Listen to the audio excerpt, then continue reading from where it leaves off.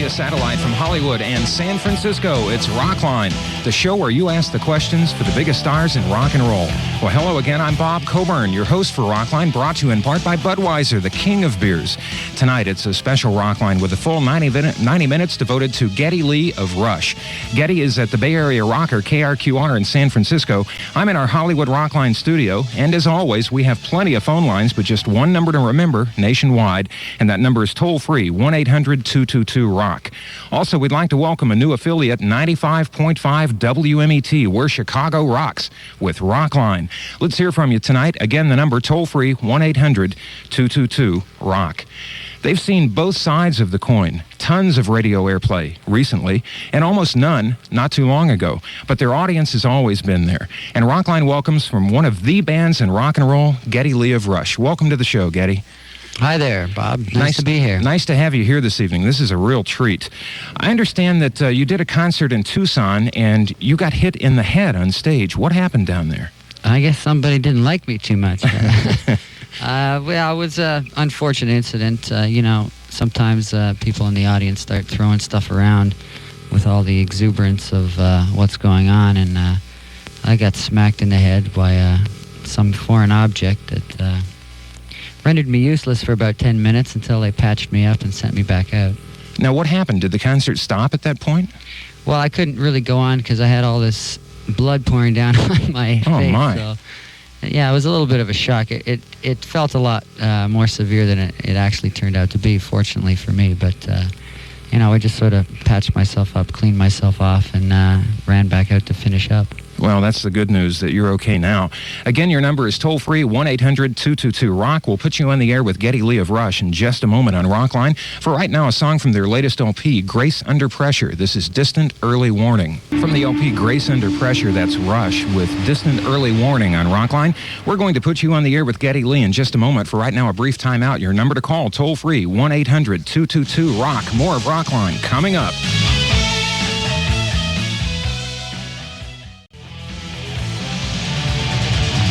I understand that people have been calling Rockline since early this afternoon. We have a ton of phone calls. Right to the telephone we go from Hartford, listening to 106 HCN is Kathy. You're on the show. Hi. Hi. I just wanted to tell you that Connecticut really loves you. Well, thank you very much. We think that Rush is really number one, and we can't wait till you guys come out here. Well, thanks, Connecticut. Appreciate that. We hope we'll see you on this tour as soon as we can. Yeah, we will. Why did it take you guys so long to get out Grace Under Pressure? Why? That's a very good question. Well, originally we were scheduled to start recording that album in September, and I don't know if you're aware of it, but we made a producer change on this album, and we were all set to do the album with another producer, and sort of things broke down and it didn't work out about 6 weeks before recording, and sort of threw a spanner in the works, so to speak. So we had to start talking to different producers all over again, and by the time we settled on someone that we wanted to use, we were already approaching Christmas, so it took a lot longer than we thought it would.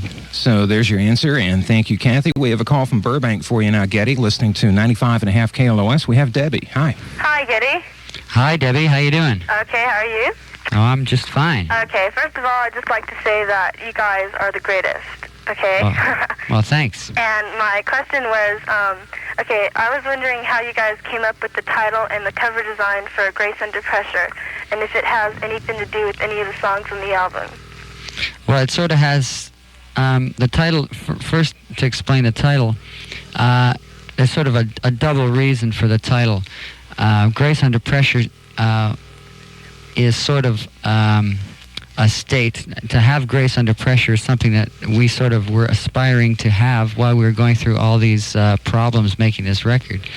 And it seemed apropos for the times because, a lot of the lyrics on the album and a lot of the situations that were going on around us while we were writing the songs for the record seemed to be intensely stressful. The Korean jetliner crisis, all kinds of things going on in current events that, and actually even in, friends of ours' lives.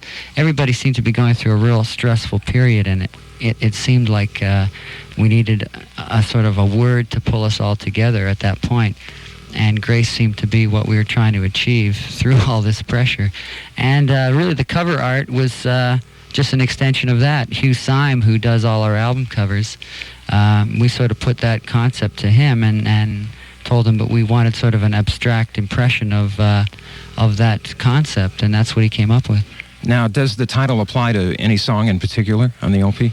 Well, I think it sort of weaves its way through a lot of the songs, you know, because there's a lot of songs that deal with that kind of pressure. If you look at Distant Early Warning, you know, it's talking about the pressure of the kind of world that we're living in right now, and the things that we all carry around inside our heads, and when we read current events and when we look at the friends and our loved ones and the stress that everyone's going through, you know.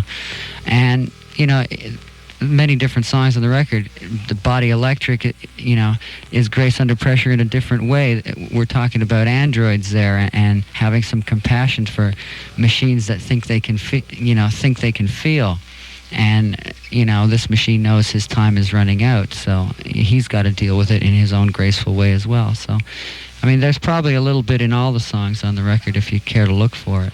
Thank you, Debbie. We're going to go to Atlanta now, where there's a guy named John who would like to talk to you. He's listening to 96 Rock. Hi, Geddy. Hi, John. It's good How you doing? listening to you on the radio tonight. Well, it's nice to talk to you from Georgia.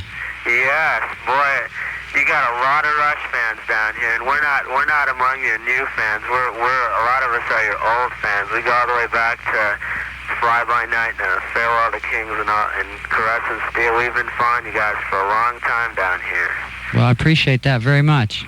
You're welcome. I just had a couple questions I wanted to ask you. First of all, I noticed that on Moving Pictures, Part 3 of Fear, whatever that is, came up in the song Witch Hunt, and then Part 2 of Fear came on Signals in the song The Weapon, and then Part 1 of Fear came on your latest album with the song The Enemy Within.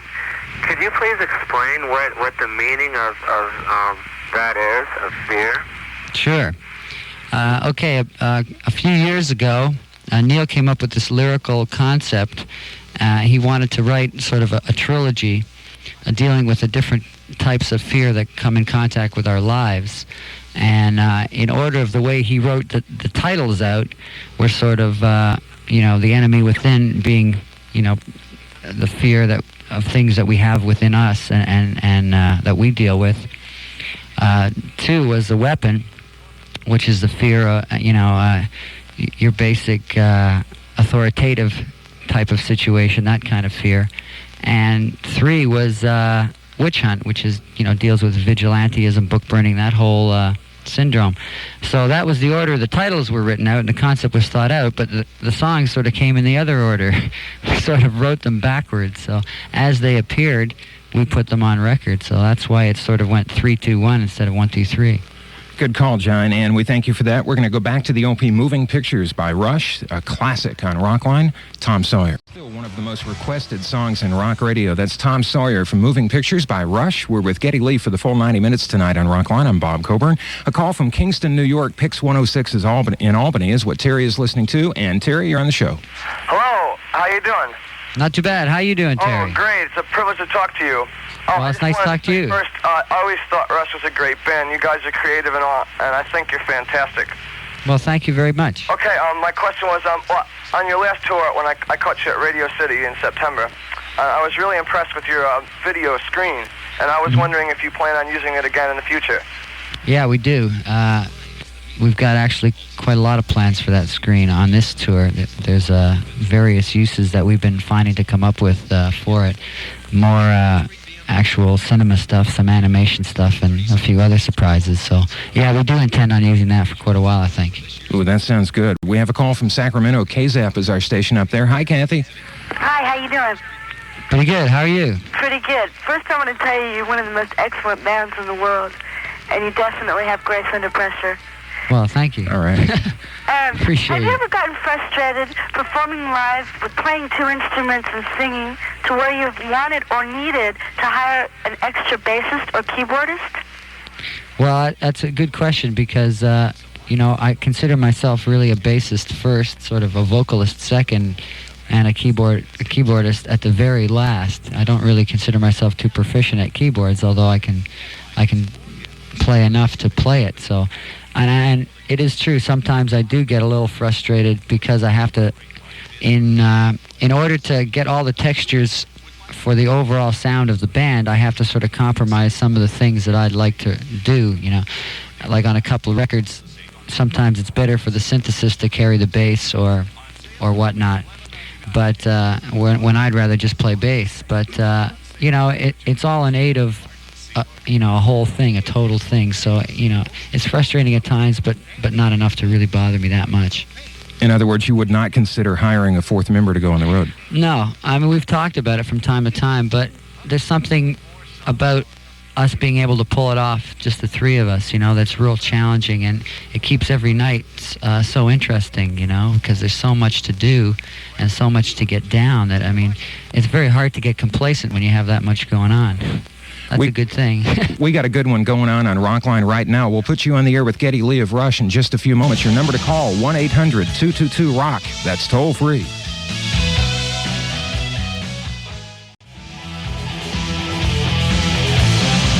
From the latest album by Rush, Grace Under Pressure, this is Red Sector A on Rockline. Red Sector A by Rush on Rockline on the Global Satellite Network. We have a call now from San Francisco, where Geddy is located, listening to 97 KRQR. We have Nessa on the line. Hi. Hi. Hi, Nessa. How you doing? Compliments from here. You're the greatest. Oh, well, thank you very much. My questions are, how did you get to be involved with Bob and Doug McKenzie in the song Takeoff? And if you're not too busy in San Francisco, I'd like to invite all of you, to dinner and a tour of the city. Well, I appreciate the invitation. That's very kind. As far as Bob and Doug go, I grew up with Rick Moranis, who is, I can't remember which one he is, Bob or Doug, but we went to school together, and he was actually a disc jockey in Toronto for quite a while. And when they were taking on this project of Bob and Doug, he just called me up and said, look, would you like to come down and, goof off with us and make this record? And I thought it was a great idea. It was a real lot of fun to do, so that's how it happened. So take off. Thanks for the call there, Nessa. We have John now. He's in Pittsburgh listening to WDVE. John, you're on. Hello, Geddy. Yes, hello. How you doing? Not too bad. How are you? Say that your Grace Under Pressure album is fantastic. It's great. Oh, thank you. A lot of creativity and imagination. And, what else was I going to say? Oh, yeah. Well, I appreciate it. Okay, and, well, my question is why does such an outstanding producer like Terry Brown leave Rush? Well, it was a situation of, we've done 10 records with him, actually including live albums, I guess about 12. And, when you work together for a long period of time, sometimes, even though you're getting great results, sometimes you feel that maybe you could get something different if you had somebody to work with that was a little more objective. And we felt that Terry was so close with us, and we were such good friends, that he was losing perspective on our sound and us as a band. He was almost, he was in the band for all intents and purposes. And we felt that that's a bit dangerous for a producer. A producer should be somebody that maintains an overview and can stand back from the album instead of being so close to the record. And so we decided it was time, after 10 albums, to go out on our own, basically, and see what it's like to work with somebody else. Thank you, John. We go to Jerry now. He's in Southfield listening to WRIF in Detroit. Hi. How you doing, Geddy? Pretty good. How are you? Hey, not bad. How's the Motor City? Oh, pretty good, man. Right. I got about 100 questions. I narrowed it down to 3 quick ones. Okay. Taking back a ways, who did the narration in the Necromancer and the voice in the Grand Finale of 2112? Ah, good question. Have you got a guess? No. No clue? Well, I thought maybe Neil did it, but I wasn't sure. You're absolutely right. Give the man a prize. Check it out. All right, my second question. Dealing with Necromancer again. Why is By-Tor the friend in the Necromancer and the foe in By-Tor and the Snow Dog? Well, it's an interesting twist, you see. When By-Tor first comes on the scene, he's this real vicious dog, you see. And he was real upset. But he saw that he was a bad guy and decided that, hey, I've had enough of this. And the Necromancer is such a bad guy that I got to come back and show him something. So he just sort of turned it around, you know. He saw the light. And number 3, Jerry. Okay, who in your opinion, other than yourself, is the best bassist, past or present? Who is the best bassist? Well, I like a lot. I like a guy named Percy Jones who plays with Brand X. I like Jeff Berlin a lot. He plays with various people. He's done some work with Alan Holdsworth and Bill Bruford, people like that. There's a lot of guys I like out there. Thanks for the call, Jerry. If you're a real fan of Rush, you're going to enjoy this. This is the Overture and the Temples of Syrinx from 2112 on Rockline on the Global Satellite Network. We would love to play the rest of 2112 for you, but then there would be no more time for Geddy on the phone, and we don't want to do that. We have a ton of calls. We go to Merritt Island, Florida. WDIZ in Orlando is what John is listening to. John, it's your turn. Lee? Mr. Lee? Yes, hi, John. Hi, how you doing? Pretty good. How are you? Great. Listen, I got one question. I was wondering what the significance for the Red Star on the Immortal album 2112 and A Farewell to Kings. Is it Cygnus, the god of balance, or the Red Star that the priest of Syrinx hailed? Well, the Red Star sort of represents the Solar Federation on 2112, and the man standing against it is supposed to represent the individual standing against this sort of authoritarian government. And it's sort of come to be our logo, I guess, for want of a better word. And, it basically stands for individual against the masses, I guess. Thank you, John. Another Florida call now. We have Rob listening to Rock 104. Hi. Hello. Hello. Geddy, I'd just like to say you guys are musicians in every sense of the word. Well, thank you. That's a sincere compliment. Appreciate that. My question is, you've put out 2 live albums so far, and I understand that you guys really didn't enjoy doing it. And I was wondering, is there, by any chance, will there be a live album in the future? Well, let me explain. The first live album we did, I think we enjoyed doing it, but the result seemed so raw to us that we didn't sort of enjoy listening back to it. It wasn't the doing of it that was very painful. And then the reason for doing the second one was sort of wanting to justify our sound, figuring that our sound had grown over the years, and we wanted to present, a very good version of what we sound like in concert. And so that's what Exit Stage Left was. And it turned out to be almost, too good. It almost didn't sound live enough to us. So I don't know if we make another one, if we'll find the right combination, but I don't know if we will do another one. We have Doug on now. He's in Pittsburgh listening to WDVE. Doug, you're on. Geddy. Yes, Doug, hi. I'm okay. How are you? Pretty good. I got a question about the Signals album. Okay. After you guys list your names, you have positions of baseball. Yes. I'd like to know what the relationship is. Oh, that's represented our positions during. We had a baseball game while we were making that record. We sort of formed a softball team, and those were the positions that we played. I saw Cromartie on the back of the album there. Is that Warren from the Expos? Yeah, it's Warren Cromartie. We've got more. Go ahead, Geddy. He's a friend of ours, and he's a drummer as well. Very good drummer, actually. Oh, really? I didn't know that. Multi-talented Warren Cromartie, huh? Yes, he's quite a good drummer, and he's in Tokyo right now, playing for the Tokyo Giants. We're going to take a brief time out and return with Geddy Lee of Rush on for the full 90 minutes tonight on Rockline. Your number is toll-free. It's 1-800-222-ROCK. We're live, so call us now. We're back live on the satellite. It's Rockline. I'm Bob Coburn with Geddy Lee of Rush this evening. Anthony Arnaud began a trip today bicycling approximately 4,500 miles across the U.S. to promote cancer awareness. And he's going to be going to about 150 cities, including a lot of cities where we have Rockline affiliates. He left New York City today. Anthony will be checking in with our affiliates, and we're going to welcome him here in Los Angeles when he finishes. Anthony, if you're on the road and you have a radio, we're going to play this for you as you ride on Between the Wheels by Rush. From the album Grace Under Pressure, the latest by Rush. That one's called Between the Wheels on Rockline. I'm Bob Coburn with Geddy Lee. A call from Baltimore now. 98 Rock is our station there, and this is Mike. Hi. Hi, how you doing, Geddy?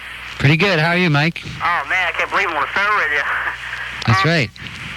My girlfriend, Patty, she wants me to send her all her love to you. Well, I appreciate that. I can't even talk. And your question, More Mike? than you'll ever know. All right, my question. How did the band ever decide to come up with the name Rush? Well, that's an old question. Well, actually, when the band was formed with the original members, it was Alex Lifeson and John Rutsey, who was the original drummer. Like, this is going back a long time. I wasn't even in the band yet. I joined the band like 2 weeks later, and they had already had the name. And it sort of came from the the feeling you get when you're all charged up and you're having a rush. It's sort of a feeling of excitement, and that's what our music that's what we tried to make our music. Thanks for the call there, Mike. We have one now from Chatsworth, California, listening to KLOS. Mark, you're on the show. Yeah, hi, Geddy. Yes. Yes, I'd just like to say that I've been a true Rush fan of yours since I was like a real small kid, and I really think that you guys are the best. Well, thank you. And, my question is, are you and Alex going to pursue solo careers, and if so, will Rush stay together to make more albums in the future? Well, I think Alex and I, and maybe Neil as well, would like to, at some point, do some kind of solo work, but I don't think so much to be, a solo artist as to just to work with some other people, because the one drawback in working with the same people for so many years is that, there's a lot of great musicians out there, and we have a lot of good friends who are good musicians that we would like to work with and make a record with at some point. But at this point, that would have to be fit into Rush's schedule, because Rush is still our priority, and yeah, we do intend on making more records, so... And we That's thank that. Mark for that call. And Florida's cooking tonight. We have one now from Lake City listening to Rock 104 in Gainesville. Jeff, it's your turn now. Hey, how's it going, Geddy? Pretty good. How's it going with you? Hey, it's going all right. Just trying to say North Florida loves Rush, and we'd like to see you real soon. Well, appreciate it. And I got a couple questions. I was wondering, do you ever find it difficult to put emotions into songs that you don't write the lyrics to? And when you're on tour, does all that traveling ever take a toll on the music that you play? Well, okay, I'll answer the first one first. I don't find it difficult because in order for me to sing those lyrics, a lot of discussion goes down beforehand, and I have to really believe in what I'm saying. And otherwise I couldn't. You're right, I couldn't sing them if they didn't have any meaning for me. So sometimes the meaning that I find in those lyrics are all my own. Sometimes they're a meaning that's very obvious and, very out in the open. But I have to feel something to sing them, or I couldn't sing them with any conviction. As for your second question, it gets tiring on the road sometimes, and you do get burnt out, but we've been doing it for a long time now, and I think we've figured out how to do it so that we minimize the burnout, We're going to go back a couple of LPs for this next song from the album Permanent Waves on Rockline. This is called The Spirit of Radio. The Spirit of Radio by Rush on Rockline. I'm Bob Coburn. We'll have more coming up with Geddy Lee of Rush in just a moment. Your number to call, and we're live, so call now. Toll free, 1-800-222-ROCK. It's an all-Rush Rockline. I'm Bob Coburn with Geddy Lee. Our next phone call from Toledo, Ohio. FM 104 is our station. David, hi. Hey, Geddy. Hey, man. Hey, man, I'm your number one fan that I think you guys are the greatest in the world. Toledo loves you. Well, thanks very much. And I got a question here. Okay, do you plan to do any videos for Grace Under Pressure? Yes, we actually have done 4 of them, and the first one should be reaching your television screen probably sometime this week. The first one we did was for Distant Early Warning. And what other 3 songs, out of curiosity? The other 3 songs are After Image, The Enemy Within, and The Body Electric, and we hope to actually do every song if we get a chance to. Oh, fantastic. Thanks for the call, David. We go to, Newport News, Virginia. WNOR in Norfolk is our station, and this is Kelly. Hi. Hi, Kelly. Hi. I heard that when you play some of your shows up in Canada, that you do some of your songs in French, and I think that's pretty neat. That. That's not true. Yeah. On your sorry to disagree, but we don't do our songs in French in Canada. Oh, well, I heard in Montreal that you sing some of your songs in French. I think it's really neat. Well, I think we introduce them in French. Well, I speak to the audience in French, but we don't sing the songs in French. Rockline sets the record straight. Not true, Kelly. What else is on your mind? Well, I think it's, on your Hemispheres album that you use the word Rocinante, and we the band I play in is really influenced by your music, and we've named our band Rocinante by your Canadian influence. I think that's really neat. Great. Well, that actually came from John Steinbeck. It was the name of his van as he drove through the United States in Travels with Charlie, and he actually got it from the name of the horse in, what novel was it now? Name escapes me now, but it's been passed down from generations.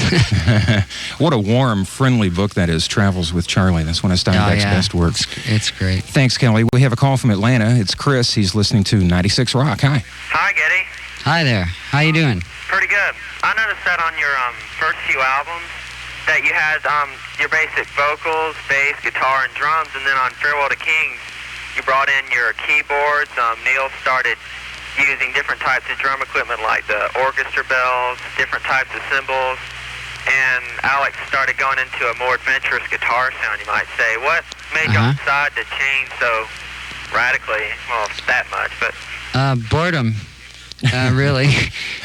We were getting bored with the format, and we needed more sound to play with. We needed more toys. We needed to have more texture in our music, really. We were just bored just playing with the straight three-piece. Thanks for the call, Chris. We're going to play some more music now from the album Grace Under Pressure, one of the songs that has been done as a video that Geddy just mentioned. And this is my favorite from the album. This is called Afterimage. It's an album loaded with good songs, and that's one right there, Afterimage, from Grace Under Pressure by Rush on Rockline. Back to the telephones. Ton of calls tonight. Highland Park, Illinois. WMET in Chicago, our brand new affiliate. Nice to hear from you at 95.5. Mark, you're on the program. Hello, Geddy. Hi, Mark. How are you? I'm great. How are you? Oh, I'm very good. Thank you. I've been a dedicated fan of yours for a long time now, and it's a real honor for me to talk to you. I appreciate that.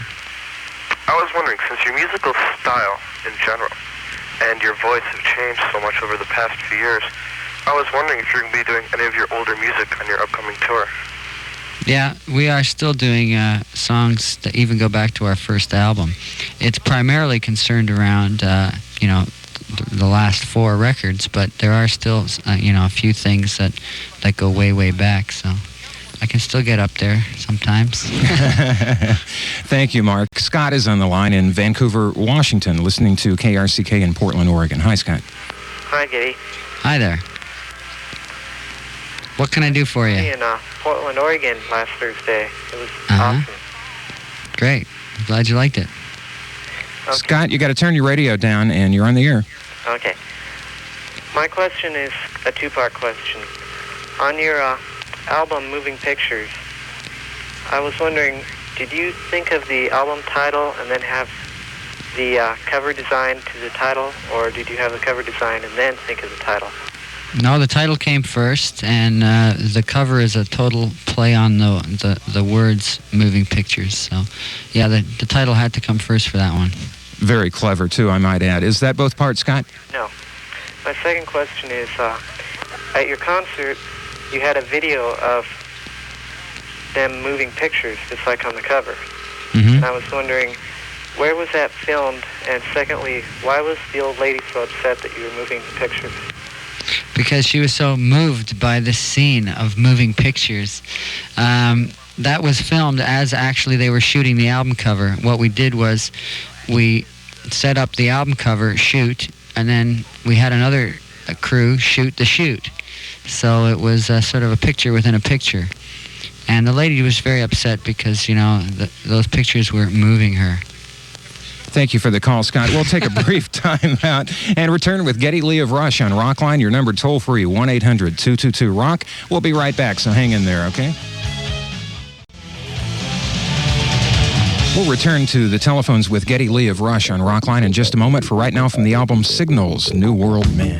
From the album Signals, New World Man by Rush on Rockline, we've got Omaha Bobby who wants to talk to Geddy. He's listening to Z92. Just gave you a nickname there, Bobby. How you doing? Hello? How you doing, Bobby? Just fine. How are you? I'm great, thanks. I just want to say Grant and I are your biggest fans, okay? Okay. This is my question. In the current Circus magazine, in a picture you had on, oh no, it's Devo button. Do you like Devo? Yes, I do like Devo. I like them very much. And is that the extent of your question, Bobby? Yes. Okay, thanks for the call. When you went to the keyboard influence, Geddy, what bands influenced you? Were you listening to other rock and roll bands and picking up little bits and pieces there and saying, hey, this is a good sound here? Well, I was starting to get into some sounds, by people like Vangelis, and I was listening a lot to Ultravox and some of the newer music that was coming out of England around that time, around the time of the Vienna album, the Ultravox Vienna album. Yeah. And that really got me fired up for it. And a final question for you this evening. With so much keyboard play coming into the band now, does Alex have to back off a little bit on the lead guitar work to accommodate the keyboards? Not really, and a lot of what Grace Under Pressure is Alex reasserting his role as a guitarist, because with Signals he felt a little frustrated because of the dominance of keyboards, and with this album we tried to sort of correct that and give him his fair share. And he cooks on this one too. Yeah, well, he really worked hard on this one to win the job back. I want to thank everybody for the exceptionally good calls tonight. Next week, it's the Moody Blues. And coming soon, Greg Kihn, Dan Aykroyd, David Gilmour, and a whole lot more as Rockline rocks into the summer.